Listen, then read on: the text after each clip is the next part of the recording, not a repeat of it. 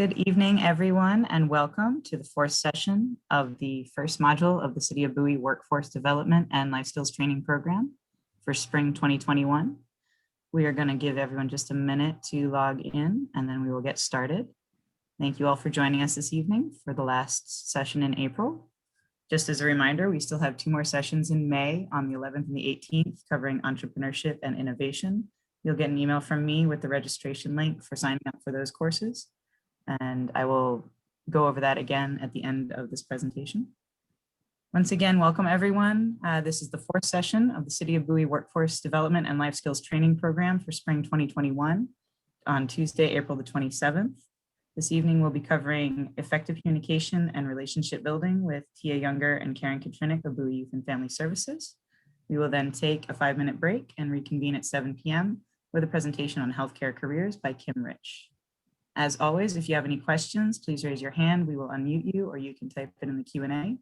And with that, I'm going to turn it over to Tia and Karen to start the life skills presentation. Thank you, Kay. Thank you, guys. Thank you, Kay.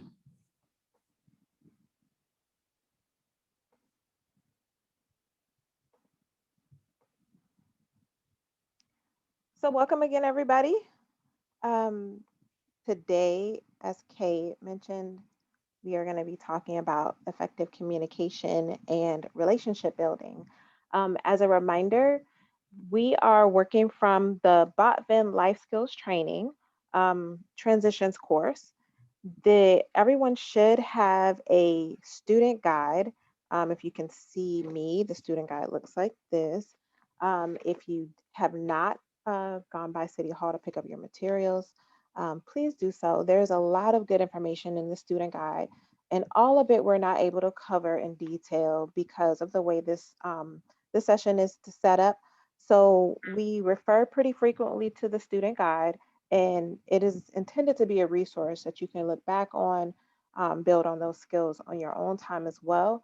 Also, this training is intended to be participatory. We want you to engage. We want to hear from you. We want to know, what these concepts, these things that we talk about, we want to know what they mean to you, how they're important in your experience. So please, like Kay said, raise your hand to unmute and share, or use the chat box when we ask questions, because we really do want to hear from you. It makes the experience better for everybody. If you don't have your student guide, this is the link where you can see the we've uploaded screenshots of each page. tiny.1/lifeskillssg, SG for student guide. And we hope that, everybody's aha moment is different, but we hope that each of you has takes away something valuable from this time today. And then if you always have the student guide to go back to, because it's so much information. I always think it's a lot. So here comes life skills training, effective communication and building relationships. In study guide lesson number 2, chapter 2, where we're going to be working with examining effective communication skills in formal and informal contexts. And then in chapter 6, it's about building relationships, appropriate behaviors in formal and informal relationships, using collaboration, negotiation, and compromise to build and maintain relationships. So that's everything we'd like to try and cover today. So effective communication, we're going to compare formal and informal. We're going to identify the types of relationships that occur in personal and professional settings. We're going to explore effective communication skills and how they can help people present themselves positively to others. And then we want to maybe practice applying effective communication skills to speaking and writing. Some of this stuff might be like a no-brainer, and some of you might organically already know this, but we're just going to cover it just because, there might be a question, or you might learn something like, oh, I never thought of that before, or something like that. Definitely. You want to do this one, Tia? Sure. Okay, so what is effective communication? It basically gets down to the point that what you say, the words that you choose, make a difference. It matters in how people understand you and how people view you. So do you think this is true? And if so, why? You can use the chat box to share. Do you think it's important do you think that the words that you say are important? The words that you choose matter? So you could say, no, I don't think that's true, or you could say yes because. Do you have to start calling on people? Uh-oh.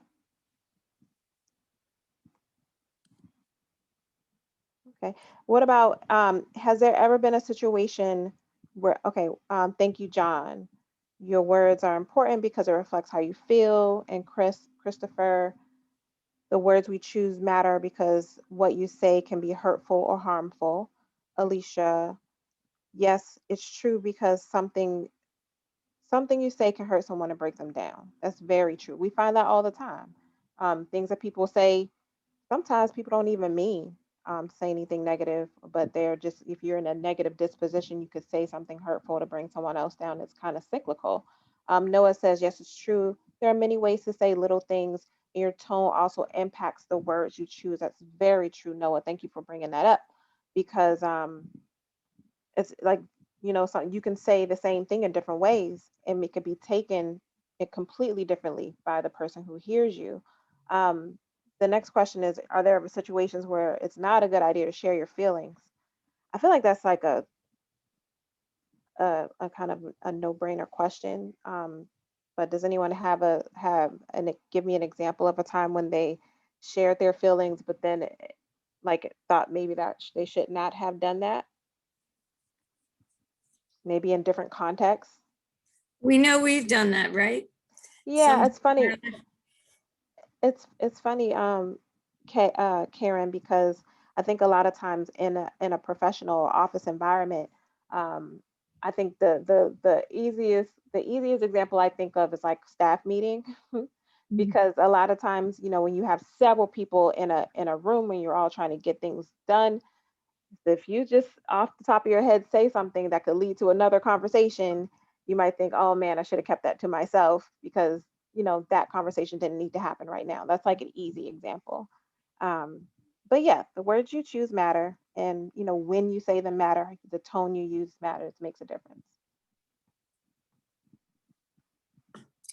So now we're going to talk about, is it formal or informal? And that's on page 8 in your student guide, activity A. Formal communication is the exchange of information between people in a setting where there's likely to be a hierarchy to the relationship, or the people may not know each other well. That might be an office building, it might be any kind of job, maybe a university setting if you're going to a college class. And then informal communication is the exchange of information between people who are likely familiar with each other and are peers. It's a more casual form of communication and it's still respectful and appropriate to the relationship. I think this So, is interesting. Oh, sorry, Karen. no, go ahead. Yeah. I think this is interesting because even though there's a distinct definition between formal and informal, there are a lot of situations where those types of dynamics can overlap. Like I think of Absolutely. parents, like depending on your, the situation, you might have a really formal conversation with your parents. Right. And sometimes you guys might joke. And Right. there are certain contexts where the communication should be formal and respectful and not playful, and there are other times when it could be. And I Right. say like that happens also sometimes at work. You might be talking jokingly to a boss about something Mhm. in your personal life or something you did over the weekend, but then in a different Mhm. context, your communication with them has to be formal. So it's important to be able to judge which type of communication is appropriate for the situation. So I think in your guide, they have you list a bunch of roles like teacher, doctor, sister, and then you would say, is it informal or formal or both? So you are actually allowed to have both. Yeah. Like Tia said, if it was a professor and there was 300 people in a lecture hall, you would probably be formal with that professor. But if you were a graduate student working for a professor and seeing them 10 hours a week, you might be a little bit less formal. So it's organic, like it just happens, but it's important to kind of be keeping it in your mindset when you're out in the world, going to school or working. And that activity is fun. and the one after Oh, that is this also is the one fun. you're talking about. Yeah, yeah, These yeah. There you go. relationships. Should we move it forward? Or do you Um, want to? Well, I think these are probably easy for them, right? Okay, yeah. Or should we? I don't know. What do you guys want to say what this is, or would So you? in your, okay, so they give you these five relationships. Would you say that a parent is um, formal, informal, or both? You can type in the chat box. Or, and it could be different depending on your situation. Mhm. John says both, Mason says both. Okay. What about a supervisor? Someone, your boss at work? Formal, informal, or both? Matthew says formal. John Odile said formal. Okay. I also think that is it, like, in my opinion, like when you're unsure, yes, Christopher says it depends on the person, but it could be both. I would Yeah, say if you're not sure, just keep it formal. yeah. I think about okay, partner. So I don't know if this is referring to like a boyfriend or a person you're in a relationship with, or if it's talking about like somebody you're working with. Odile says informal. That makes sense. Hmm. Yeah. Matthew says both. Noah says informal. Okay, what about teacher? Both. Both. Depends on the teacher. That is very true, Matthew. Depends on the teacher. Some teachers are more laid back and like candid conversation. Some teachers are like, sit down and be quiet and don't answer until you raise your hand. Yeah, that's very true. And friend, that should be hopefully this is the easy one for everybody. Your friend, your buddy. If there's anyone you should be able to be informal with, it should be your friend. Christopher says informal. Hmm. Okay. Thank you for sharing, you guys. Yeah, you guys are doing great tonight. Okay, effective communication skills. Effective communication is whoops, I just lost it. You're gonna have to read it. No worries. Respectful exchange of thoughts, feelings, and beliefs between a speaker and listener in such a way that the listener interprets the message in the same way that the speaker intended it. Now, that is really the key. If you're communicating and your communicating is effective, then the way that you intend someone to understand you is the same way that they interpret the words that you say. So in order for the words for you to be able to communicate in the same way the person receives your information, your verbal and nonverbal messages or your verbal and nonverbal behaviors have to match. Like, have you ever talked to somebody like, okay, here's one that I come across like all the time in my house. How are you doing? Fine. Has anyone experienced something like that? Like, you're saying you're fine, but the tone of your voice and that like killer expression on your face are communicating something completely different. So like that's an easy example. But these things get mixed up really often. And sometimes you have to work and be aware of how you're communicating in order to make sure that you are communicating effectively so that the person who you're talking to is actually able to read you um, correctly. Especially, for example, like if the way you're feeling is not consistent with the way you're communicating, like you need the things that you need to communicate. If you have a headache, you're having a bad day, you had an argument with somebody, and then you're talking to somebody that's completely unrelated, and you need to put those feelings aside, or just say, hey, I just wanted to let you know I'm not feeling great today, so I don't want you to misread my facial expressions or something like that. I think that's good. Being transparent can be helpful. Pamela, could you thank you? Okay. Oh wait, did I do that? Sorry. All right. So in student guide, uh, activity B on page 9, they list different types of verbal behaviors and nonverbal behaviors and just give examples of each one. So verbal behaviors are basically mostly involve you using your words which I say mostly because, okay, they include active listening, which involves like when you're having a conversation with someone and they're repeating back, you're repeating back and rephrasing what the person said to you, asking clarifying questions. Karen, are you there? Yeah, I'm here. Can we give an example of active listening? Can you say something to me and I can Well, practice? I wanted to just go back on what you said about the nonverbal real quick, in that it's You want me to real go back? important. No, I could Okay. just say it, that I want, like, it's Sure. kind of important to remember that it's almost 80% of the communication is nonverbal. So it's like the energy, your face, how you're looking, all those things are usually way more important than the words. And the other piece, it would be, I guess I wondered when you were all listening to Tia in the last slide, I wondered if you thought, boy, I know of times when people said something and the other person did not hear it at all, because that really does happen, especially if there's like chaos and people are running around and they're busy and they say one thing and the other person here's a whole nother thing.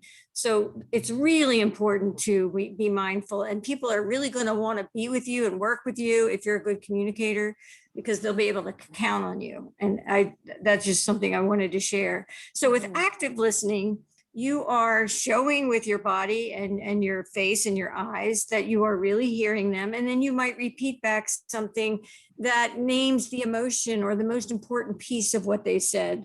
So if somebody comes home and complains about how they got their feelings hurt or something, the other person might say, boy, that sounds like it was really hard and you were really struggling because it really hurt your feelings. So I'm showing that I heard them by what I said back. But I'm not talking about how I feel. I'm just showing them how I heard them. And then when you do that, people are like, oh, you understand me. And that just really makes people want to talk to you. So it's a really cool skill. You can do it with your boyfriend, with your parent, with your boss, with your child. You could do it with anybody. And obviously passive listening would be just nodding your head or saying, I see. That would be, there are actually people who pick their nails while they're talking to other people, or they actually turn their body away. And you can imagine that might not feel too good. So active listening is really a cool thing to learn about. And again, me, I'm a YouTube girl. You can always go to YouTube and read about it and look at it and learn about it, because it's a thing you want to really be good at. So nonverbal communication includes your body language, like gestures or facial expressions. For like nodding your head. Now I'm such a head nodder that I nod my head too much. I'm like a head nodder like this, and I have to like say stop nodding because I nod so much, because it's like a natural thing for me. But some people maybe should nod. Eye contact, body language. Be mindful if you're like slouching and looking like you're going to fall asleep. So these are all things, of course, that now that you're thinking about it. But I think also when we get excited and we're talking about something that we're passionate about, sometimes we might not take the time to listen to the other person because we want to talk about what's in our mind. And I know I'm really guilty of that. And I've been working on it my whole life, but I still have to be mindful, or I would do that. I don't know if you can identify with that, Tia, but I think it's a thing, it's human nature, I guess. Absolutely. I guess we can go on. Okay. So speaking for understanding. This is activity C. Up page 10. And that is there's like a bunch of phrases that you would want to have happen if you were the speaker. And then there's a bunch of like tasks or skills if you want to listen. And I think in this example, if we were in person, we would put you guys in groups and you would do mock interviews. Like we would give each of you a card, like on the next slide, like these questions, these common interview questions, like there would actually be a card that each of you would get for an interviewer and an applicant to give you suggestions for things to ask as an interviewer, and for the applicant suggestions for things to say. So it would have been helpful to show you guys this. I didn't put it on the screen. Okay, so you mean the page? Yeah, so there are certain things that like Karen was explaining, there are certain things that you would look out for or to kind of be mindful of, both as a speaker and as a listener. So as a speaker, Your language was appropriate. You use verbal and nonverbal behaviors and they match. Your tone of voice being level, you maintaining eye contact, using gestures so that passive communication, passive listening, I'm sorry. But your body posture being comfortable and appropriate, that's a good one because it's easy to forget, like not the slouch. And distance is appropriate, like it's a little weird and it can be awkward if you're like standing way too far away or you're really uncomfortably close to someone. As a listener, giving undivided attention, not being distracted, waiting for the other person to finish speaking, like we talked about before, using active listening, restating and rephrasing, asking clarifying questions, or using passive listening, nodding, responding with, I see, just demonstrating that you're listening. So again, please go back and look at this page, especially if you're preparing for an interview or if like, for example, you're preparing to like go have an important conversation with somebody who you're not very familiar with. It's good to be reminded to do these things. And practicing with anybody, like getting like a couple people, like family members and a friend to pretend to be the interviewers. And you be the, you could give them the questions. It would be really great if you practiced because it's a skill. And then there's the little, the tasks with the little boxes. You could see if you thought your interviewers were doing a good job and they could tell you, they could give you feedback because you could give them the list of the listening tasks. But I can't stress enough, practicing interviewing really helps people get jobs. And if you do it like 5 times, it's not too much. It's a really, really good thing to do. And you might be silly and might want to giggle, but I would really encourage you to do it too. Yeah.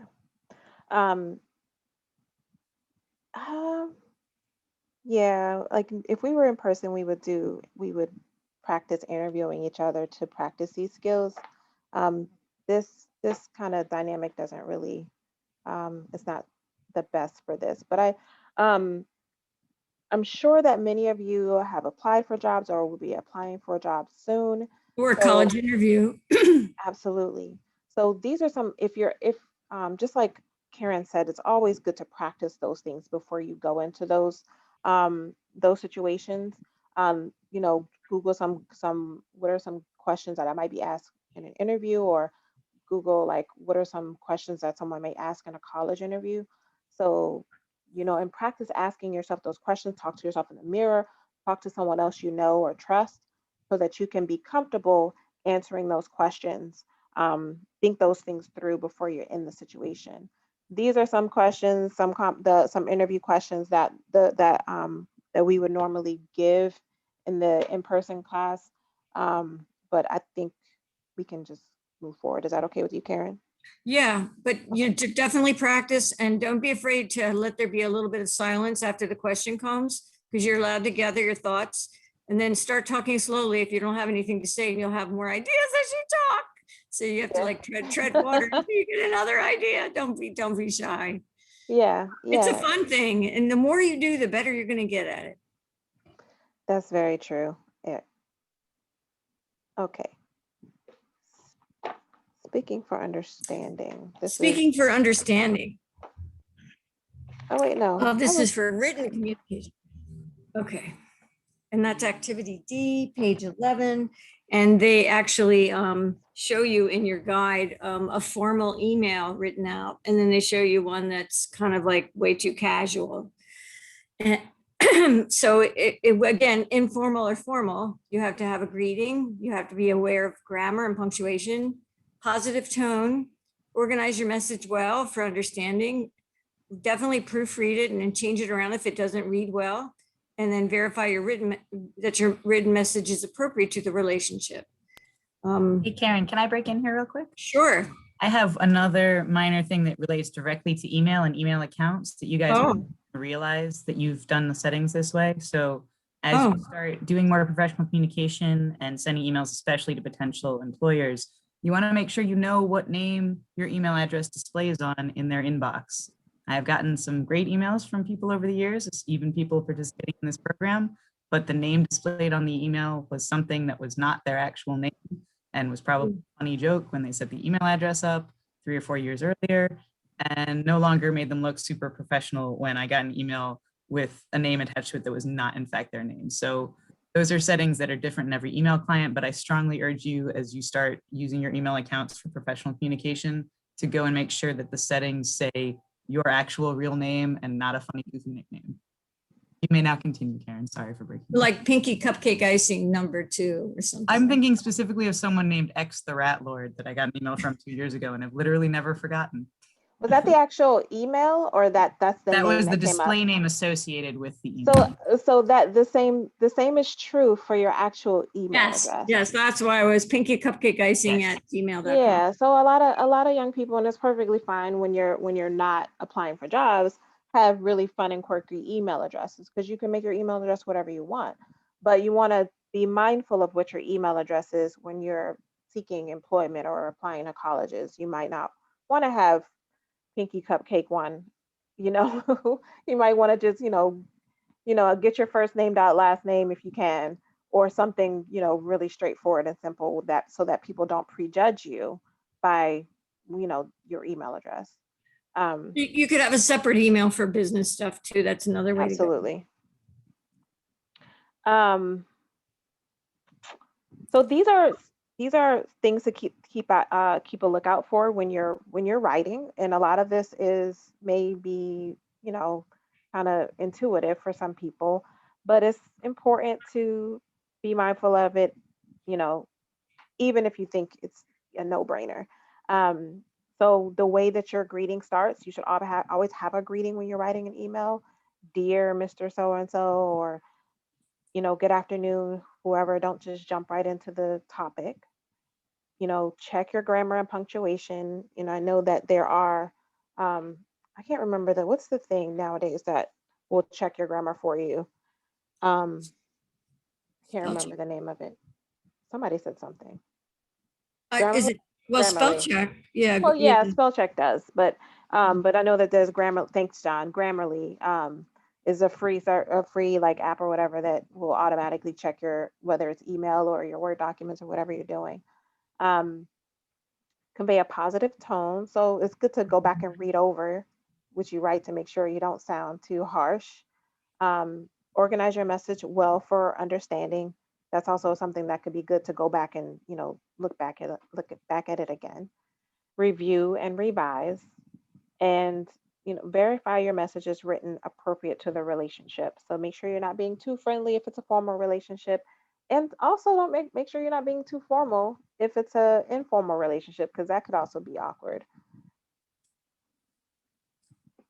I like the examples they give in the student guide, because like email 1, they give an example, email 1 and email 2. Email 1, email 1 says, "Dear You Miss want to read them?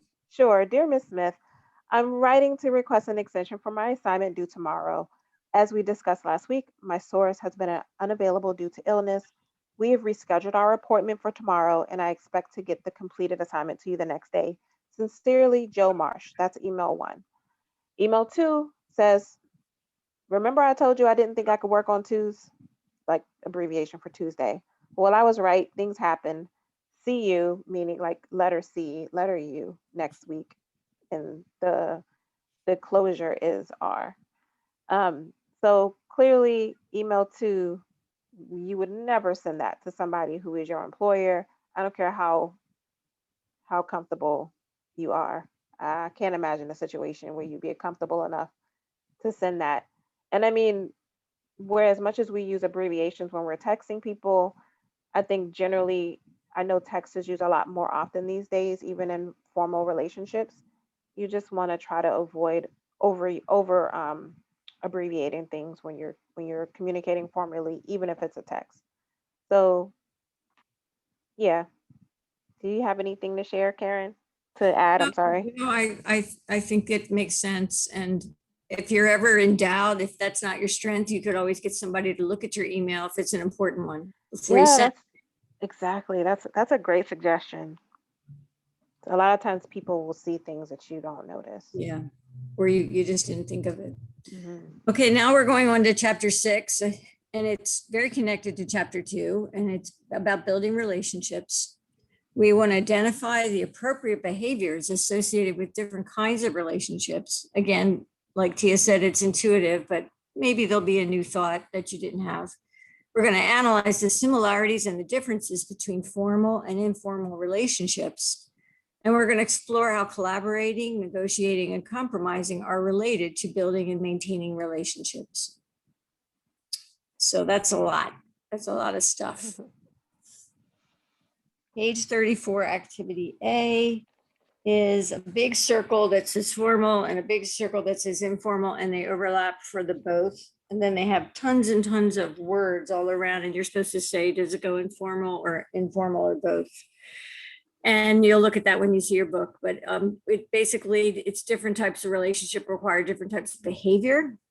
We have a variety of relationships, both formal and informal. And all healthy relationships rely on trust, honesty, safety, accountability, and respect to keep them strong. So that makes sense to me. And I love the idea of being respectful, even in an informal relationship. I was looking at all the words when I was looking at the student guide, and a lot of them made sense that they could be in either one, but I was looking for the ones that couldn't be informal, and some of the ones were partying. So partying wouldn't be a behavior that you would do in a formal relationship, or texting. Maybe you might not usually text unless it's part of the job. But again, there's probably 25 words all around, and behaviors. You can think of different times in your life when you've had to be formal.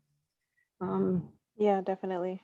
I feel like there's a lot more words that are like specific to informal relationships, like than the things that overlap. Cursing, using slang. Yeah.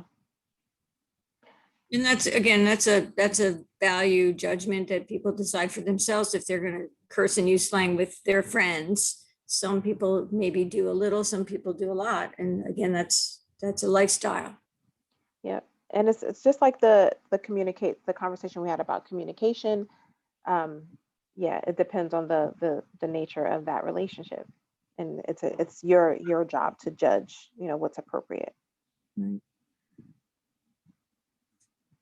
So here's the 3 big things: collaborating, negotiating, compromising.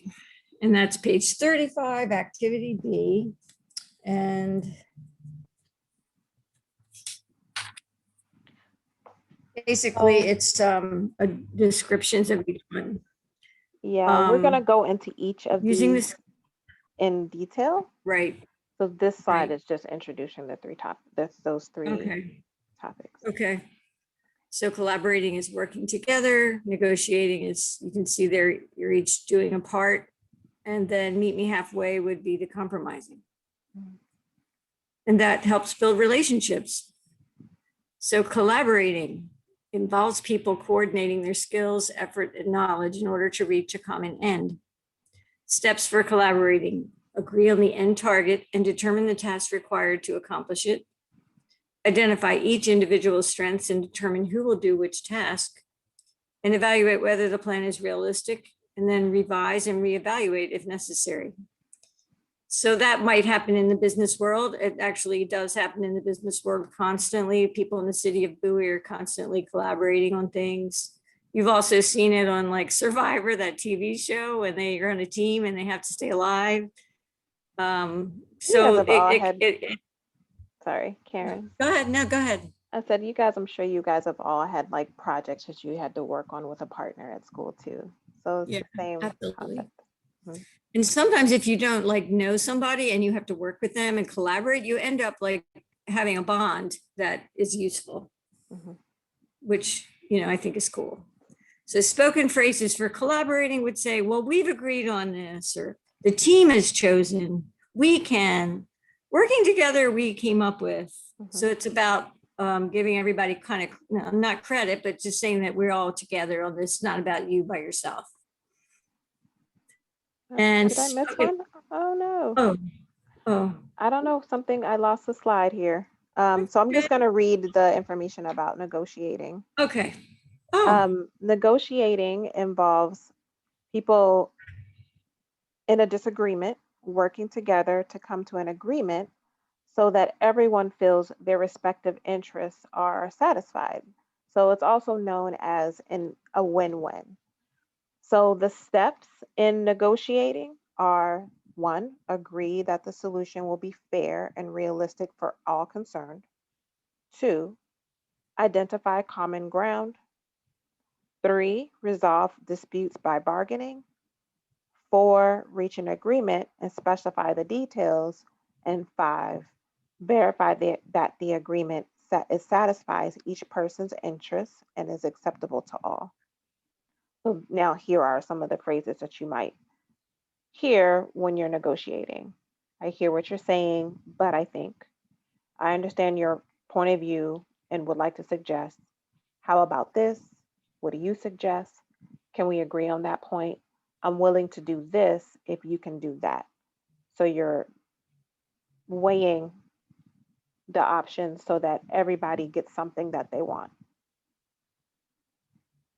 And things like, if things like in a college, maybe if there was a department where they had a bunch of different programs, each department head or program head would be like possibly negotiating for what they wanted for their part of the program, but they'd have to work together in order for it to get solved. That would be an example of how that might be. But you could also do it like if you had a job at the mall, you know, and you had to come up with a task that you needed help with. Absolutely. I have a really like silly example. In like the big argument in driving my kids around is like, okay, we want to stop and get something to eat. My question is, what do you want? I have three children. What do you want? Nobody is never a time when all three people want the same thing. So their options are to negotiate. So, like negotiating would be rock, paper, scissors, or like, having that conversation like, oh, we got this last week. Oh, but like they don't have this, and there's two people that want this and one want that, or if you let me do this, then I'll do this for you. As opposed to compromising, which might be like, okay, let me choose this week, and next week you'll get to choose. I think we didn't get to compromising yet. But all of it is respectful, though, as you notice, like when negotiating, it's respectful because it could easily turn into a snarky thing, but if you keep it respectful, it has a way better chance of working. So the next one is compromising, which I'm sure that makes, you kind of know what that is, but it involves settling a difference so that each person gives up something in order to reach a mutually beneficial agreement. So if one person wants a red couch, the other person wants a blue couch, maybe they'll get a purple couch. Neither one of them wanted a purple couch, but they're going to give in. Steps are: state the end target, identify everybody's needs, have each person suggest what he or she's willing to give up to achieve the goal, and repeat until an agreement is reached. The good thing, the way to do that really well is to really hear the other person, even though you never think there's no way I'm ever going to agree with the blue couch. You still want to hear it, and you want them to feel like you heard it, because that's going to help you get to an end point that's successful. Spoken phrases are: if I agree to give this up, what can you offer? What would be an acceptable solution? That's like, what's your bottom line? What could you live with? I could live with, I don't have to have this, but I do need this. What about you? So everybody really has to put it out there on the table and not be shy. And that's a skill too, because sometimes you might, want to kind of like be the nice person, and sometimes you have to kind of be assertive in a respectful way, which I think is a skill too. Yeah. So exciting, all these wonderful skills that you guys are getting to learn. So I think these skills, collaborating, negotiating, and compromising, like there's no way to master them without practicing. Like, and I think, and they're really important. It's not just in formal relationships. I personally kind of think they're even more important in informal relationships sometimes, because in formal relationships, your instinct is to be respectful and to not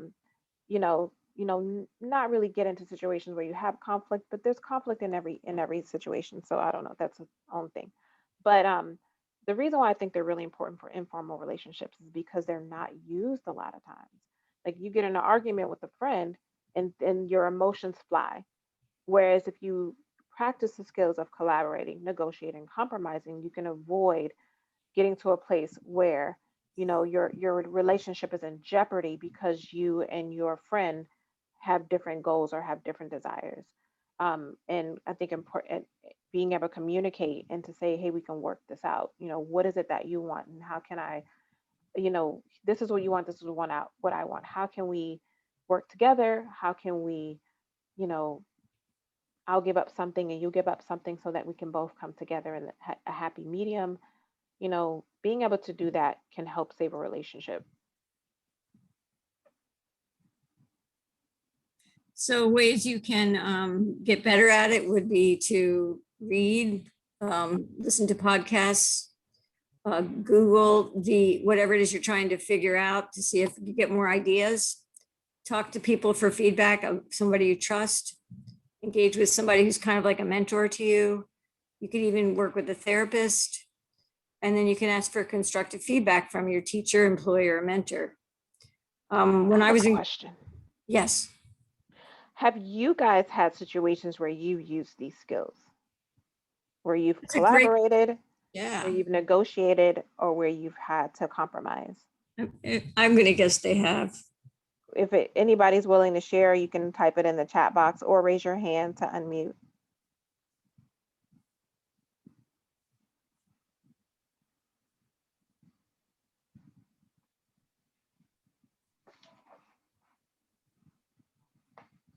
I know you guys negotiate with parents all the time.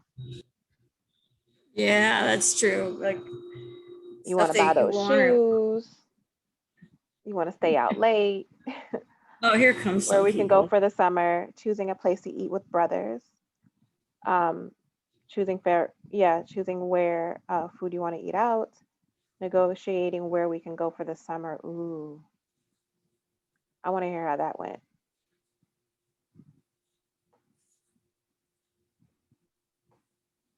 Thank you, guys.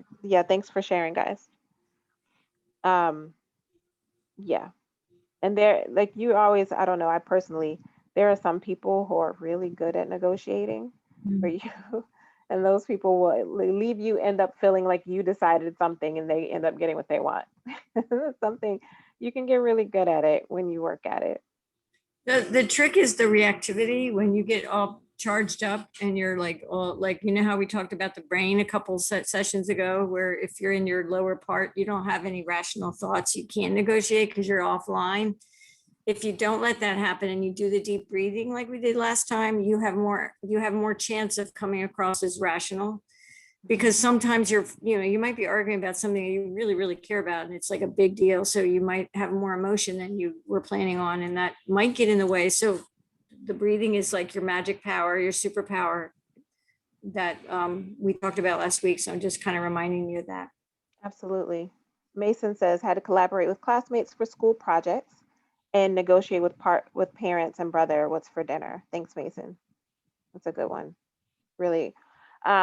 I also like kind of to piggyback on what Karen said. I think being aware of your reservations and like your fear is important too, and using your breath as a way to like kind of control that. Like, because if you're nervous or you're anxious or you're doubting yourself, you're less likely to try to negotiate. You're more likely to just give in to whatever anyone else wants. Or to fight, or to argue. Yeah. Mm-hmm. Because you're fighting. Yeah. Yeah. Yeah. So, be aware of that and take a deep breath, notice your fear, notice how you're feeling, and give yourself that time to make a choice to, use these skills in a constructive way so that you actually get what you want. A lot of times. And if you already did like lose it or, no, go ahead. Please finish. Well, I was going to say, if you did lose it and you were too excited and you weren't expressing yourself in a way, you're like, boy, I did a poor job of expressing myself. You have to forgive yourself because you're human. And Absolutely. We all mess it up. And every day you wake up and say, help me get it right. So it's not like it's a perfect thing, but it's the thing you want to work towards. And I think we said all the way back on the first day about compassion towards yourself. no one is perfect, but you do have these tools, especially, that we talked about the breathing and it changes the chemicals in your blood.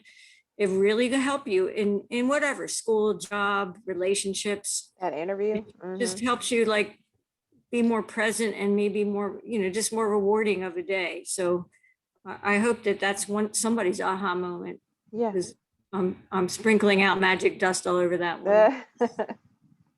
Yeah, that's one of those one of those um one of those skills that is like it's hard to find a situation where it's not helpful, Yeah. not useful. Let's see. Okay, so this is just a reminder of the elements that are important in to all relationships. So collaborating, negotiating, compromising helps build and maintain relationships because it helps you understand other people's points of view. And it's important to remember that both informal and formal relationships require trust, honesty, respect, accountability, and safety. Um, I think I don't think any of us would argue about that, but I think we all know relationships, whether they be formal or informal, that don't include all of these. There are some formal relationships where, in that hierarchy, you have people who are above you who are not respectful to people who are under. Um, and that's important to be able to use these skills to address those things. And in informal relationships as well. Honesty is a big one that a lot of times we don't always have. So yeah, keep these in mind, and there's definitely things to work towards. Yeah, there's no perfect place. There's no perfect group. There's no perfect workplace. So you'll always have challenges wherever you are. It's really how you learn to handle them.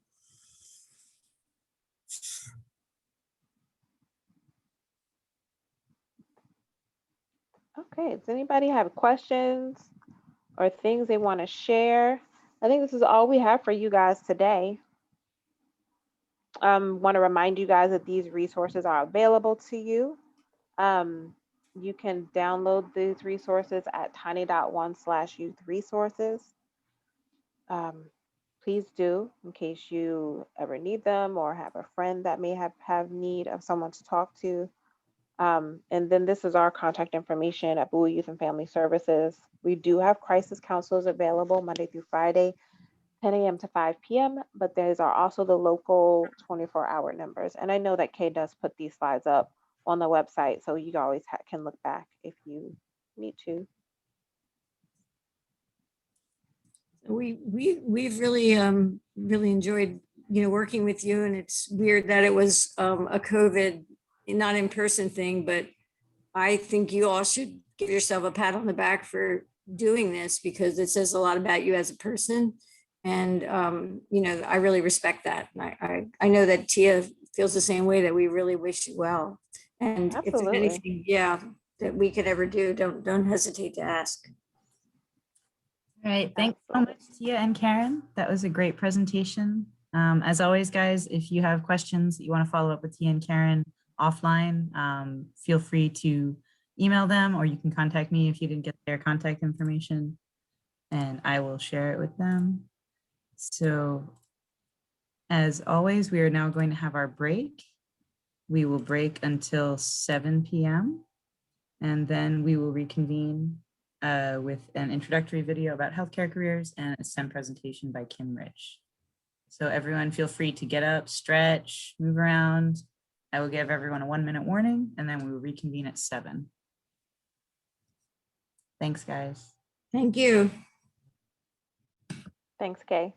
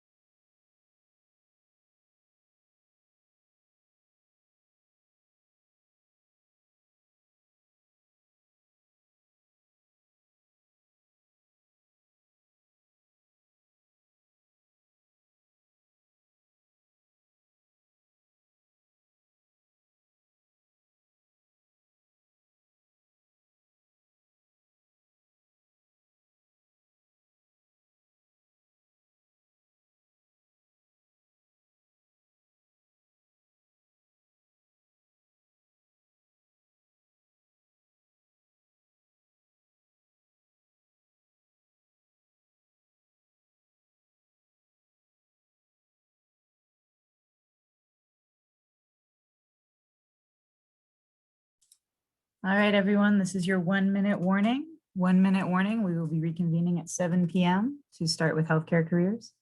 Kim and Pamela, can you guys hear me? Yes, we can hear you. I can hear you.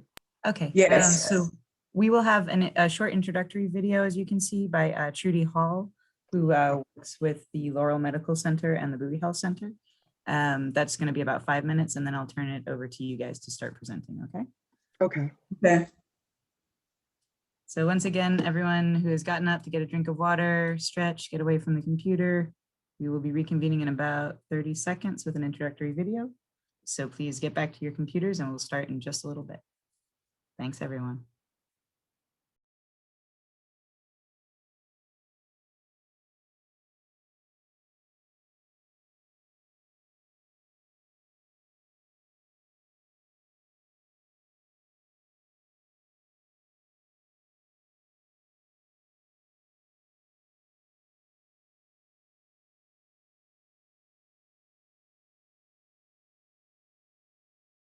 All right, it is 7 p.m. Everyone should be back from your break.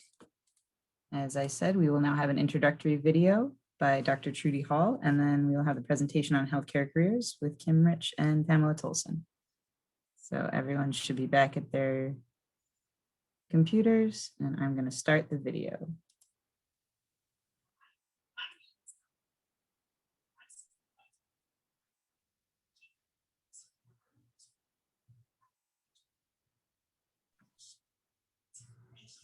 We can't hear it, Kay. I don't think I can hear it. Thank you. Let me do that. I forgot what I've already been taught. Hi, my name is Dr. Trudy Hall. I serve as Vice President and Deputy Chief Medical Officer for the University of Maryland Capital Region Health. I want to share a few words as you begin your journey in the workforce development and life skills training at the City of Bowie. As part of the University of Maryland Medical System's Cap Region Health supports career development as we have a strong interest in seeing people in our communities we serve. Think about your interests. Do you want to help people in the community? A job in healthcare is a rewarding choice. The pandemic has impacted Prince George's County disproportionately, and minorities in particular. This past year has shown us that there's a great need for people to go into fields of healthcare, technology, and research science. The opportunities are endless. For every patient who comes into our care, there's a multiple of individuals who are part of their experience. Think about it. We have therapists, radiation technologists, engineers, nurse technicians, case managers, human resources, information technology, as well as multiple of other careers that help to take care of just one patient. Yes, there are infinite possibilities to explore, and you're taking the first steps to finding what you want to do with your life. As a resident of Prince George's County for the past 14 years, I know firsthand that the City of Bowie is an excellent place to live, learn, and work. Living in Bowie, I've had the opportunity to build and work with the Bowie Health Center as we provide care for our local community. As many of you are taking your professional journey, I hope that this program will give you the building blocks to support your professional growth and development. Enjoy, take a buckle for the ride, learn, grow, and progress.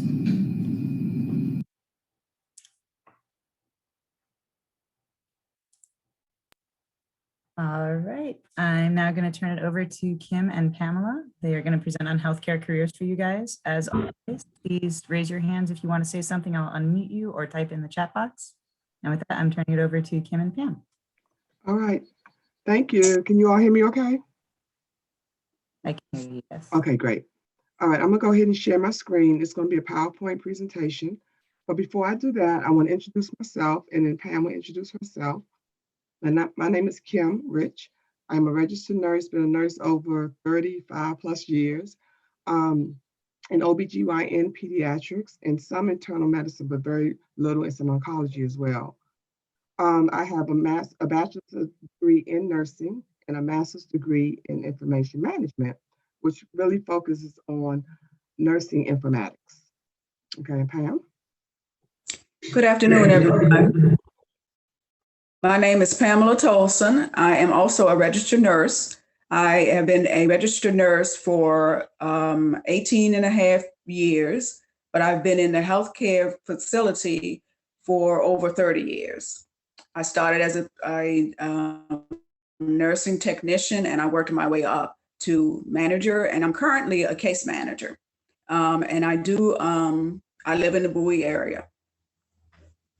All right, thank you, Pam. All right, we're gonna go ahead and get started with the presentation. After that, we wanna have some fun. We're gonna do a Jeopardy game. So pay close attention. We may give you some hints. They pay attention. This may be a question for Jeopardy. And then we're gonna put you all in teams and I'll show you how you do that, how we're gonna do that, and we're gonna move forward. All right, so let's go ahead and get started. So I am going to share, but I need to first, hold on, I need to click share screen. Okay, and then I'm going to click that. Now, can you all see my screen? Yep. You can see it? Okay, so I'm going to scroll up. So put it in presentation mode, because right now we just see the. Okay, yep. And I'm going to put it on slideshow and begin from the beginning. And is that better? I think it'd be great. Yep. Looks All good. right. So again, we're going to discuss healthcare careers. And Pam and I, we have a business. It's called the Creative Health Group, and it's a nonprofit organization. And we do blood pressure, glucose, and cholesterol screenings. We consider laboratory, and we also do health education. All right, so let's talk about careers. There are so many careers in healthcare, so many things you can do. So why a career in healthcare? Well, actually, the Bureau of Labor Statistics expects healthcare to be the fastest growing employment industry between 2014 and 2024. This projection is good news for you as it means increased job security is more and more fulfilling. Lucrative positions are being created for people driven to make a difference in their communities. Even with the pandemic, I mean, so many other positions open, or so many opportunities that you can help with that. You can do screenings, injections. It was just so much bedside nursing and these other healthcare careers, fields that you can really do a lot in that. So is healthcare, again, that employment industry is really, really booming. A lot. There's a lot of opportunities you can do. All right, and a reason to pursue. So you may say, why should I pursue healthcare? Let me scroll down. Why should I pursue a health career? Well, as I mentioned, job security. That's one of the big things. The United States Department of Labor expects that healthcare will generate 3 million new wage and salary jobs between 2006 and 2016, more than any industry. Now, I know we're in 2021, so it's even more of those. So job security is one of the key factors for that. It's opportunity to work in a job that interests you. It's so many fields you can get into. A career in health can lead in many directions. As I mentioned, I am a nurse, and I have a bachelor's in nursing, but I even extended it further as a master's. I'm doing information technology. It really deals with computer science and health science altogether. So you can do things like treat patients, study sales, work in doctor's offices, or run a hospital, examine eyes, mend bones, clean teeth, deliver babies. It's just so much you can do, and it's limited only to your imagination. Another key factor is you can live and work anywhere you want. Almost every region in the United States has a strong demand for healthcare professionals. And again, I'm going to talk about COVID. That's where we're in now, this pandemic. You know, right in the beginning, there was looking for so many nurses and so many doctors, on-call positions, and you'd be surprised at the amount of money they were paying. It's not all about money, though. You have to have the passion and the desire to do the work. But they were paying nurses as much as like $8,000, and this is the truth, a day in New York to be to help with patient care, and that's a lot. But that was the need, the demand. You can also find a health career that fits your educational plans. There are health careers that require 8, 10, and even 13 years of specialized education after high school. But again, there's so much opportunities you can do. You can get help to pay for school. You can have a job and still go to school. Sometimes jobs have tuition reimbursements. But then most importantly, there's hundreds of scholarships. financial aid programs, grants, student loans that are available to help aspiring healthcare workers pay for school. And you earn a good salary. Keep an eye on salaries. That's part of the Jeopardy questions. We're going to talk about different salaries and different career spaces. So think about that as well. I mean, remember that as well as we and you make a difference in people's lives. And that's the biggest, to me, benefit of being a healthcare professional, is to be able to help others. All right, I'm gonna go to the next slide.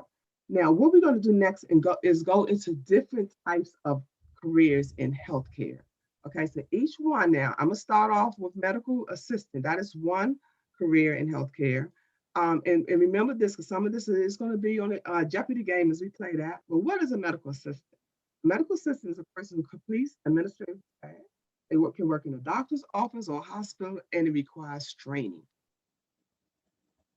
Educational pathways. How do I become a medical assistant? On-the-job training without certification. There's some pros and cons to that, but most of the time, though, you do need some type of certification to be a medical assistant. A diploma program, completion within 12 to 20 months. Associate degree, completion within 12 to 24 months. But both degrees prepare you for certification exams issued through the American Medical Technologists Association. And you become a certified medical administrative assistant exam and a medical assistant. So I'll keep that in mind too. What is a medical assistant? What do they do? So career outlooks for medical assistants. Medical assistants are the midst of a major employment growth as well. BLS projections show that medical assistant jobs should increase by 29% from 2016 to 2026. A rising Asian population will create a need for more care. Healthcare facilities will need additional medical assistance in order to care for the increase in patients. Now I'm gonna say as well, back to the COVID, they also have trained medical assistants to give the COVID vaccines. They are able to do that with training. As far as their pay, this is a median pay, so it's right in the middle. So it's about $34,800 per year, and the average salary for medical assistant is approximately $1,476. But again, that's in the middle. Okay, so it depends. So that's about medical assistants. We're going to go to the next one, but if you have any questions, you can put it in the chat, and we will definitely answer your question.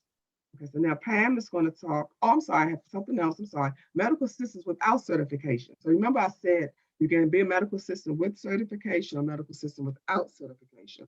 But a certification as a medical assistant is not required, which could potentially make this career choice optimal for those who aren't interested in more medical assistant schooling. There are a few things, though, to think about when considering not obtaining a medical assistant certification, such as requirements. You need at least a high school diploma or GED. Pros, you can potentially find a job quickly without a few years of school, and you will be trained on the job, so you are paid. Now, cons, it's more difficult to find a job without a certification, and you are likely to be paid less. And that's very true.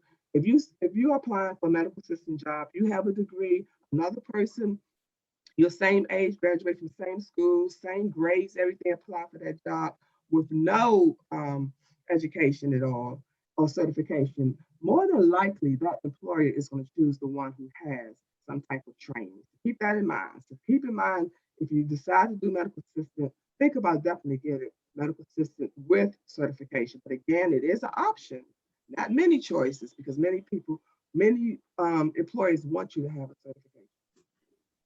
All right, so now what we would do is talk about a physician. I'm gonna hand it over to Pam. Okay, what is a physician? Physicians treat and diagnose patients. Many of them work in hospitals, but they may also operate their own private offices. Physicians can work in many specialties, including pediatrics, family care, oncology, and intensive care. Next. Educational pathways.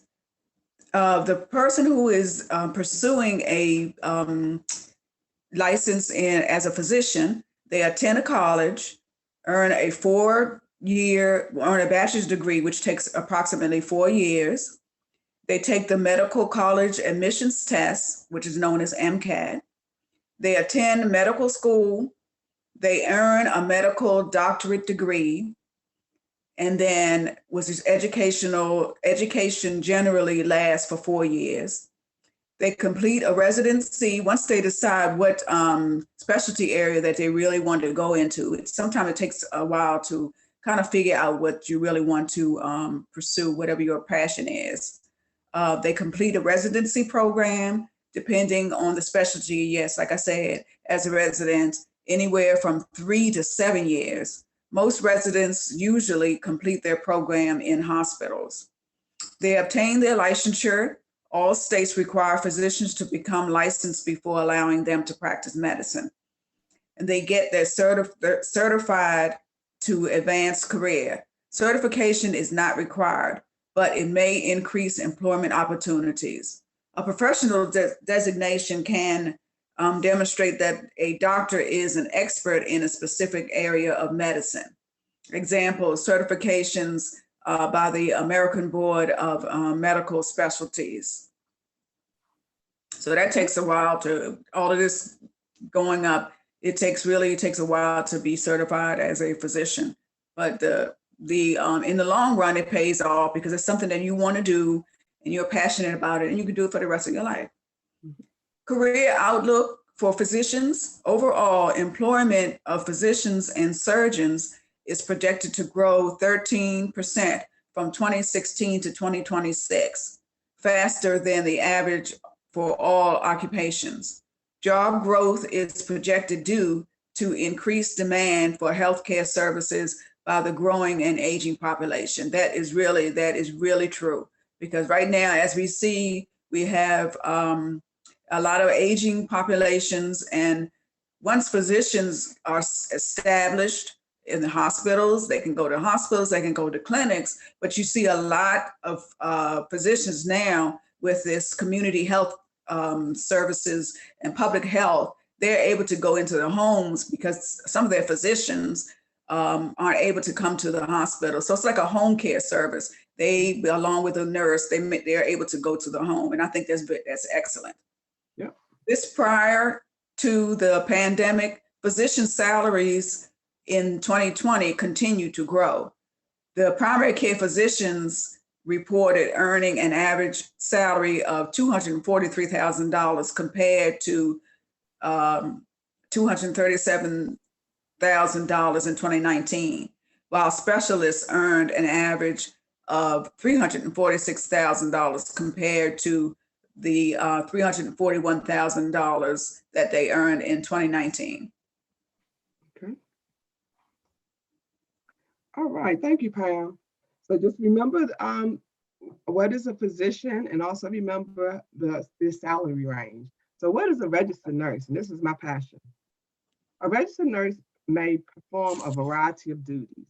They provide direct patient care, conduct physical exams to assess patients' healthcare needs, administer direct care to injured, disabled. They review and maintain medical records, implement and develop nursing care plans, supervise the work of licensed practical nurses, nursing aides, and assistants, educate patients about the medical conditions, treatments, and plans, and they assist and collaborate with physicians regarding a plan of care and the patient's well-being. Educational pathways is you can complete an accredited registered nurse program. I mean, they have a bachelor's degree program, which is a 4-year program, is an associate degree program, which is a 2-year program. Many community colleges have the associate degree ones, diploma program as well. Now the diploma program, that's depending on the institution, but they really don't have too many diploma programs anymore. When I first started in nursing, I obtained a diploma in nursing, actually. When I first started, and that was way back, and my training was done in a hospital. So it was more clinical experience that I did, as opposed to going to a 4-year college. They start more with the curriculum and the classes, I should say. But I started really with clinical. That's how the diploma program starts. But from that, I knew I needed to extend my career. I needed to do more because I wanted to advance. So diploma wasn't enough. Again, as I mentioned, certifications, degrees really impact the choice of where you're going, especially with an employer, when they're looking at resumes, they really look at your education. So I know if I wanted to increase my career in nursing, if I wanted to be a manager, if I wanted to be a lead, having a diploma, I'm still a registered nurse, right? But if it's me and Pam has a bachelor's degree and I still have my diploma, we're applying for the same job. Who are they going to choose, right? More than likely, they will probably choose Pam. So from that, I said, okay, I need to get a bachelor's. And then I extended even further and got a master's degree. You do have to take and pass an exam. It's called an NCLEX exam. And you obtain that. That's how you get your state licensure. And you can pursue additional training, as I just mentioned.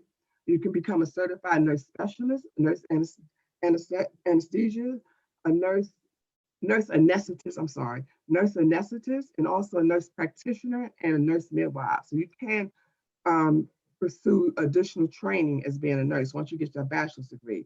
But those who want to go further might choose to enter a doctoral degree program as well. That's also a choice. I have a few friends that have their doctorate of nursing.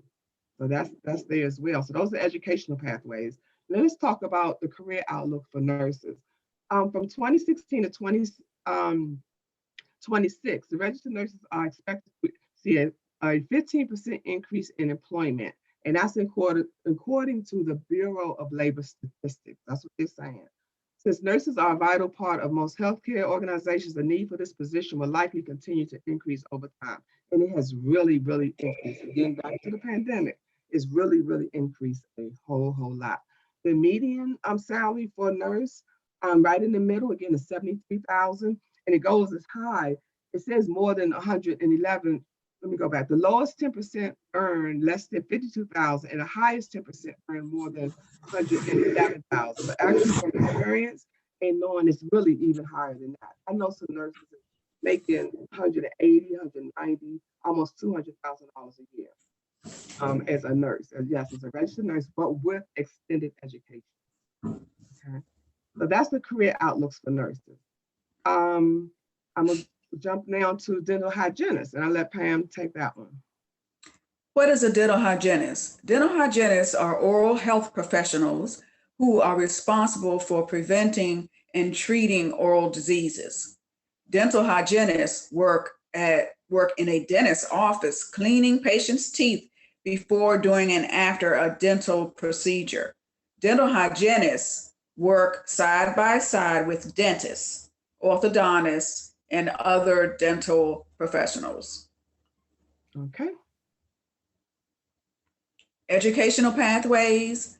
The minimum level of education degree for a dental hygienist is an associate degree, though bachelor's and master's degrees are also options.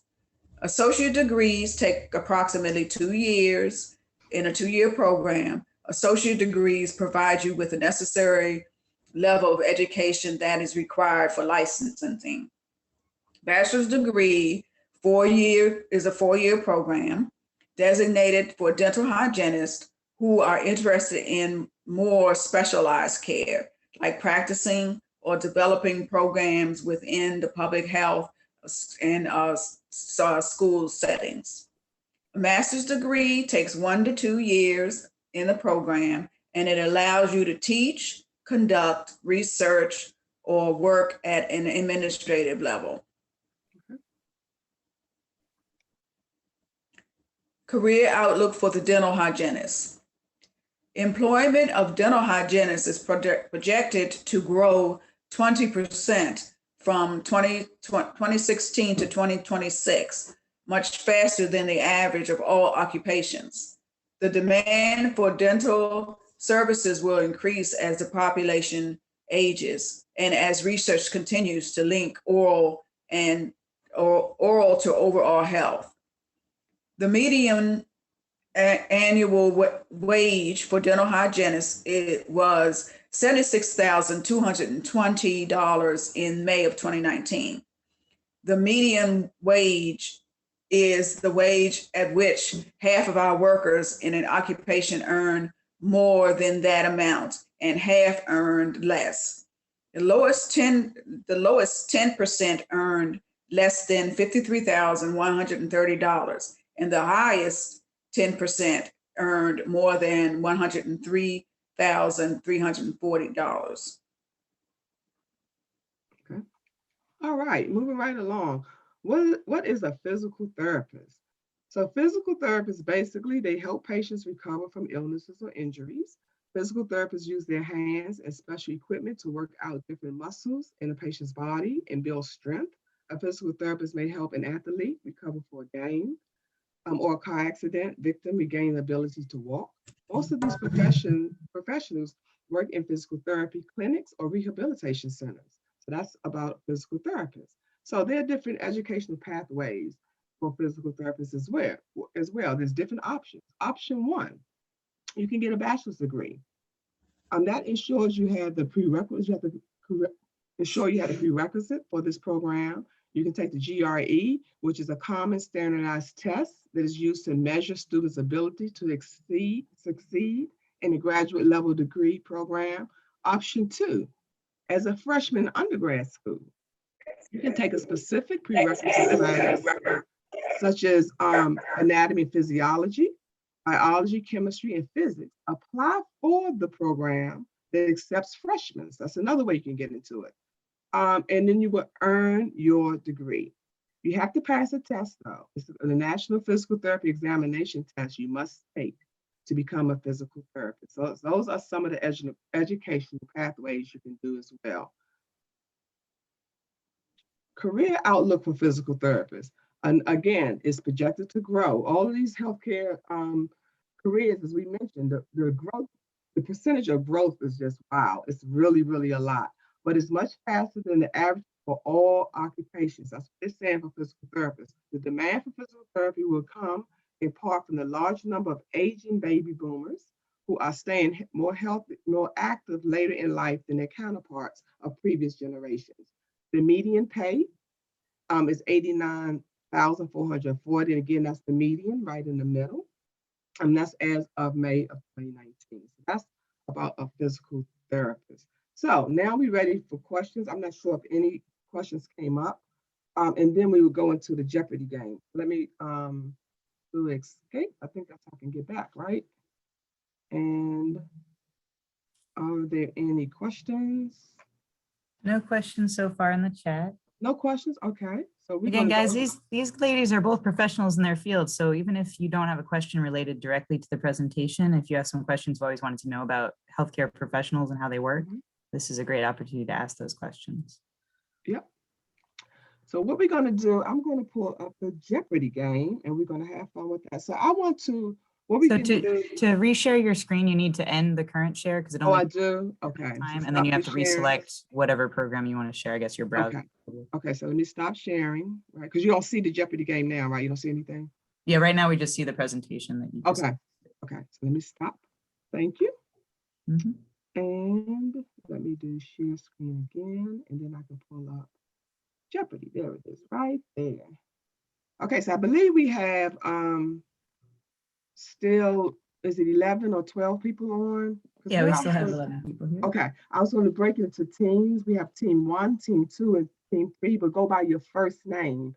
If the letter of your first name is between A to E, you can be on team 1. If it's between J and M, that'll be team 2. And it was a split because I saw Mason and Matthew. I was going to have Matthew to be on team 3, so that'll be for M to S. I'm not sure. It looked like one person may have left. So would that still work? I'm not looking at the list anymore. The participant list.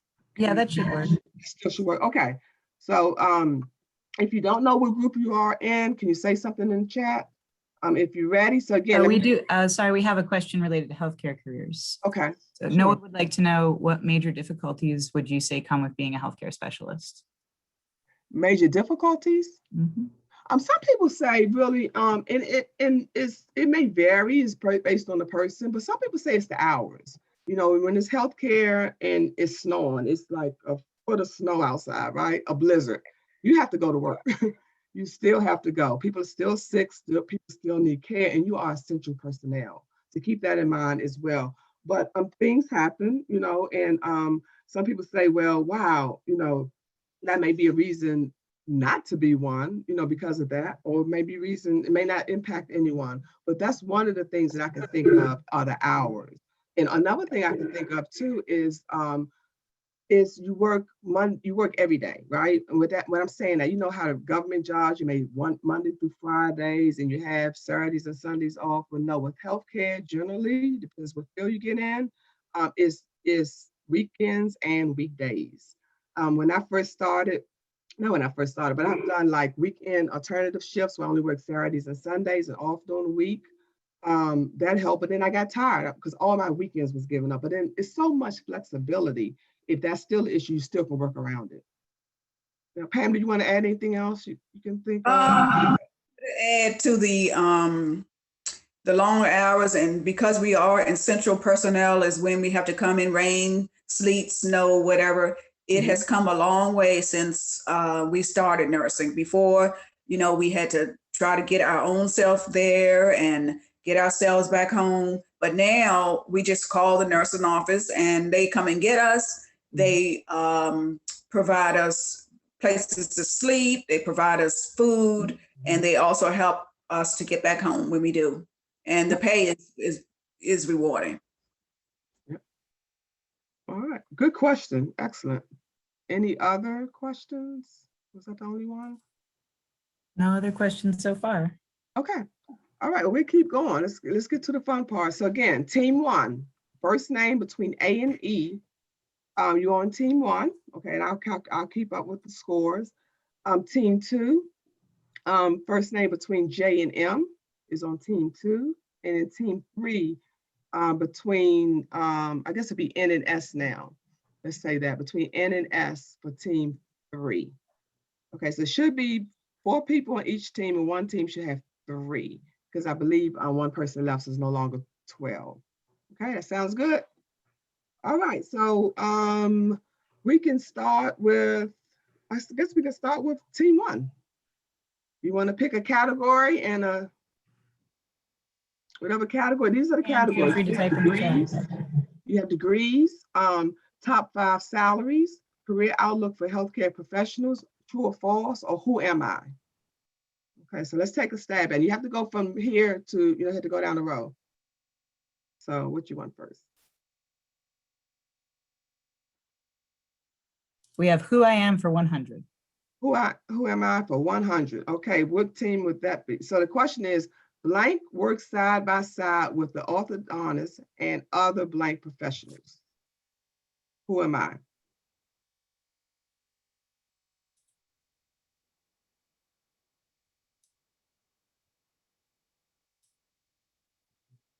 Any guesses?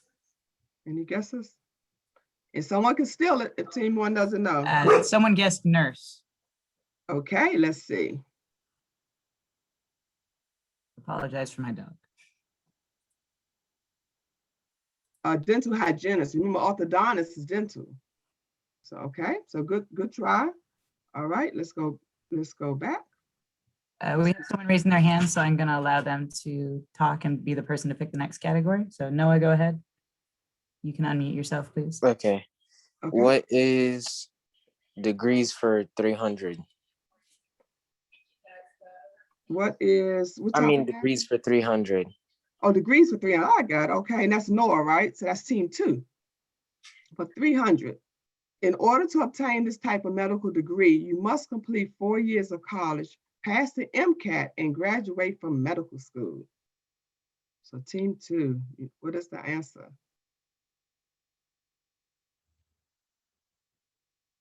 What is a nursing degree? Okay, no. Pass the MCAT. And a type of medical degree. Anyone else wanna? Someone says pediatrician. So that's okay. So who said that? Pediatrician? Who was that? John said that.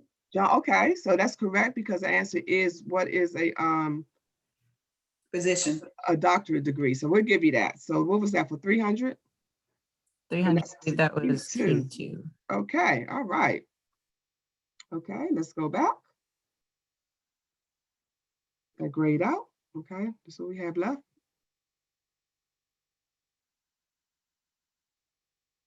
Who want to go next? Team 2 has 300. Anyone can type in the chat or raise your hand. It's pretty much anyone's game right now.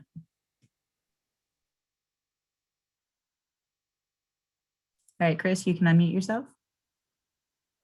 Degrees for 100. Degrees for 100. Okay, that was Chris, you said. That's team A.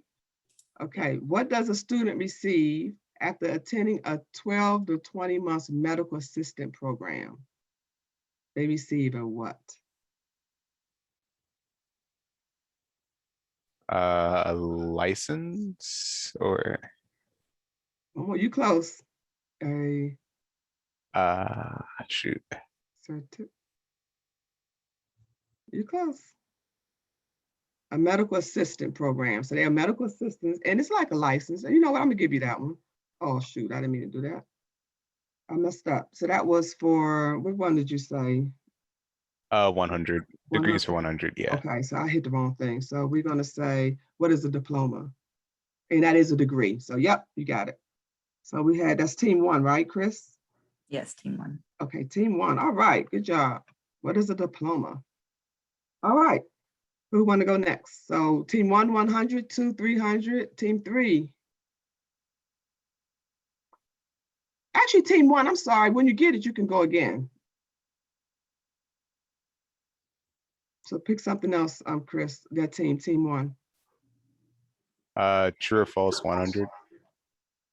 True or false 100. The minimum level of education degree for a dental hygienist is an associate's degree. True or false? True. Okay. True. All right, got another 100. Team 1. All right. Anyone who jumps in, so pick the category or the question. Whoever answers first.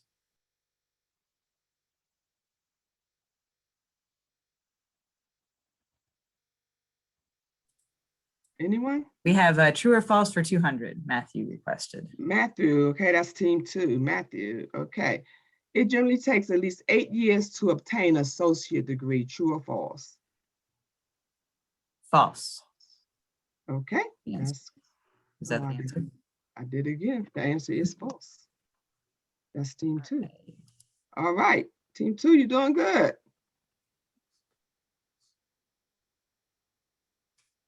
True or false 500. Okay, who's that talking? Chris. Chris, okay, that's team 1. Dental hygienists are oral health professionals who are responsible for preventing and treating skin disease. False. False, all right. Chris on the roll there. All righty. Anybody want to jump in?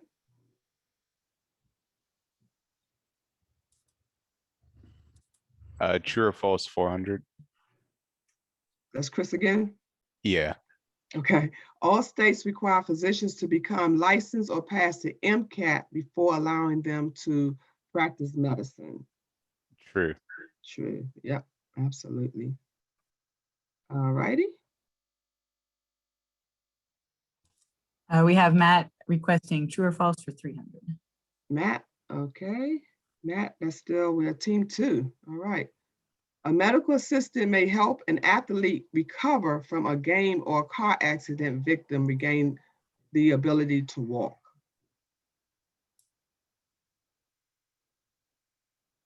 Can a medical assistant do that? Can they help an athlete? We have John said false and Matthew said false, but John said it's slightly faster.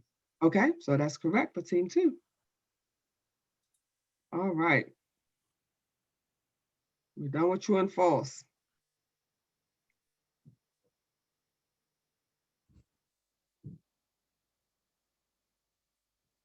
Top 5 salaries 100. Okay. Based on the presented facts, I am listed as the 4th highest paid healthcare professionals. Who am I?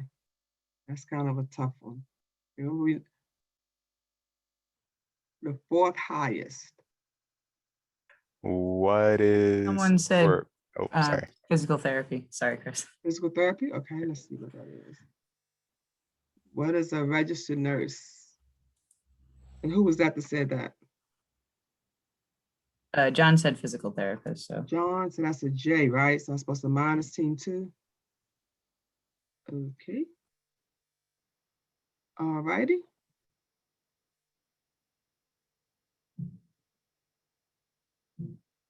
We'll take a few more. Anyone we haven't heard from yet wants to take a crack at some of these? What about team 3? You don't want to try one? Yeah, it's easy. Just try. We'll help you. We'll help you out. I know y'all not shy.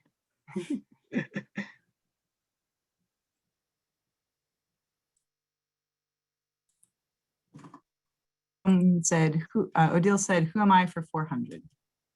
Who am I for 400? And that's Odell, you said? Mhm. Okay, I have a medical degree, okay, and can work in many specialties, including pediatrics, family care, oncology, and intensive care. Who am I? See, that's an easy one. Come on, team 3. You have a medical degree, right? You work with specialties, including pediatrics, family care, oncology, and intensive care. A medical degree, not a nursing degree. You got a medical degree. Who are you? Physician Who do you- says Sophia. Hmm? Sophia says physician. Okay, there we go. Physician, and that's team 3. Okay, team 3 is on the board. 400. Good job. All right.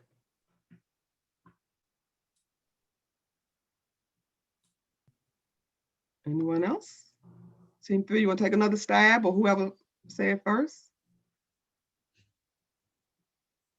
We have Matthew asking, who am I for 500? Okay, who am I for 500? Wow, Matthew, you really, that's team 2. They doing good. All right, let's think this about on-the-job training without certification. Diploma program, 12 to 20 months, associate program, 16 to 24 months. Both degrees can prepare me for certification. Remember, this is the one I said you can do with or without training.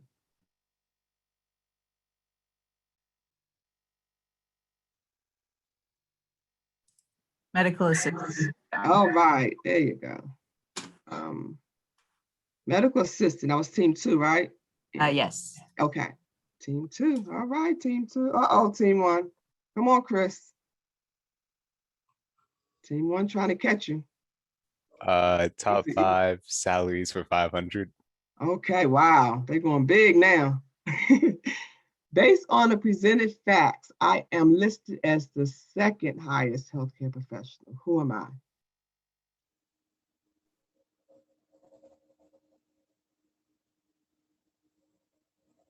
Pam, you want to give any hints for this one?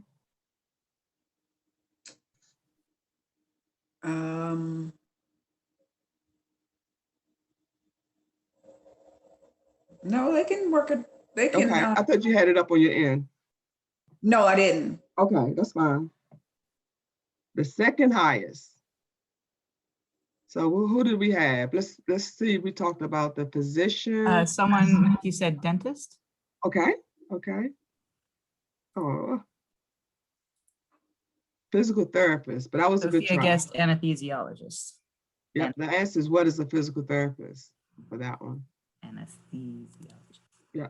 Okay. And who was that said that? Sophia guessed that. Okay, that's team 3. Oh no. I think it's 3. Yeah. Okay. All righty.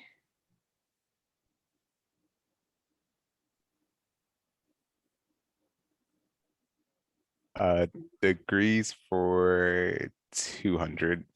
Okay, degrees, but that's Chris, right? Yeah. Okay.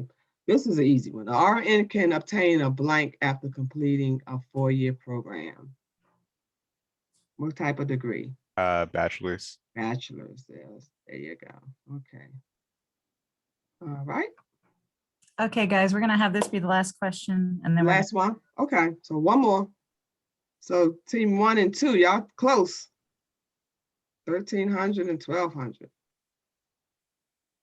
top 5 salaries for 200. Okay. This is an easy one. Based on the presented facts, I am listed as the first highest healthcare professional. John, position. Yep, position. Who was that to say that? John. John, okay. But that was Chris that asked it, but we'll give it to, I mean, I'll take the points if you want to This give isn't it a to me. highly structured Jeopardy game. we'll give it to both of them. Will you let me do it? Yep, okay. All right, that was fun. Thank you all. Thank you Thank so you guys much. who participated. We appreciate it. I know, Thank thank you you. so much. All Good right, luck to- so again, last chance, everybody. You've got Kim and Pam here. They are medical professionals. If there's anything you've ever wanted to know about their careers, their lives, their professional choices, feel free to ask. Just gonna give you guys a minute to think about it. Yep. I'm gonna stop sharing for now.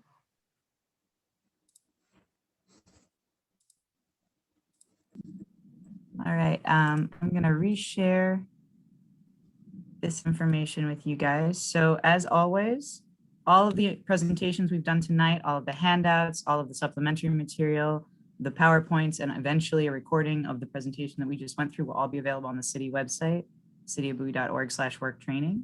This is the final session for the April module.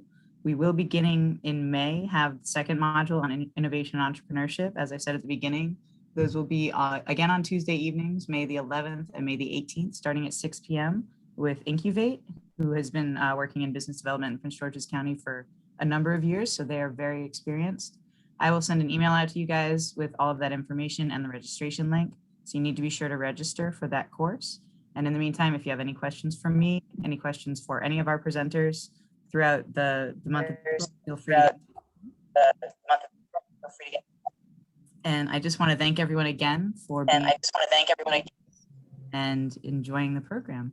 So we have a thank you very much from Sophia for all the helpful information. Thank you, Sophia. We appreciate it. If anyone has any other questions or comments for our presenters, Chris also says thank you guys. All right, I'm gonna. You're welcome. Welcome, thank you. Thank you again for a wonderful evening and for participating with all of the program. Keep an eye out for the email from me. And if you guys have anything else you need from me or from any of our presenters, you know how to find me. Thanks again, guys. We really appreciate it. Good night, everybody. All right, good night. Good night, everyone.